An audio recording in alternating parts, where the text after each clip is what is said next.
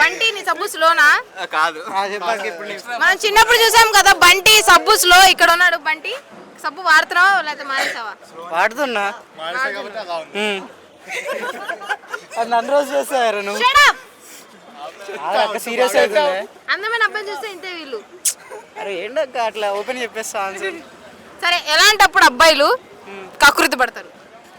ఎలాంటప్పుడు అంటే బాగున్నా అంటే ఇప్పుడు పీసులు 2 ముక్కలు పడ్డాయి బిర్యానీలో. 3 ముక్కలు పడ్డప్పుడు 2 ముక్కలు నాకే కావాలనుకుంటాను నా ఫ్రెండ్కి. సరే ఏ కింగ్ తన రాజ్యాన్ని పాలించలేడు? తన కింగే కానీ రాజ్యాన్ని చూసుకోలేడు. నాకు అంత నాలెడ్జ్ లేదక్క. ఉండుంటే ఇక్కడ ఎందుకుంటా తెలియదక్క. అంత నాలెడ్జ్ లేదక్క నాకు. అంతుంటే ఇక్కడ కోచింగ్ సెంటర్లో ఎందుకు ఉంటావు? అంతే కదా. సరే కోచింగ్ సెంటర్ అంటే 1 వర్డ్లో ఏం చెప్తావు? 1 వర్డ్లో ఏం చెప్పాలంటే డబ్బులు పోగొట్టుకోవడమా? ఇంకో కాలేజ్ అనుకోవచ్చు. ఇంకో కాలేజ్. నిజమే కదా మరి. ఇంకో కాలేజ్ అంతే. ఆలోచించు బాగా.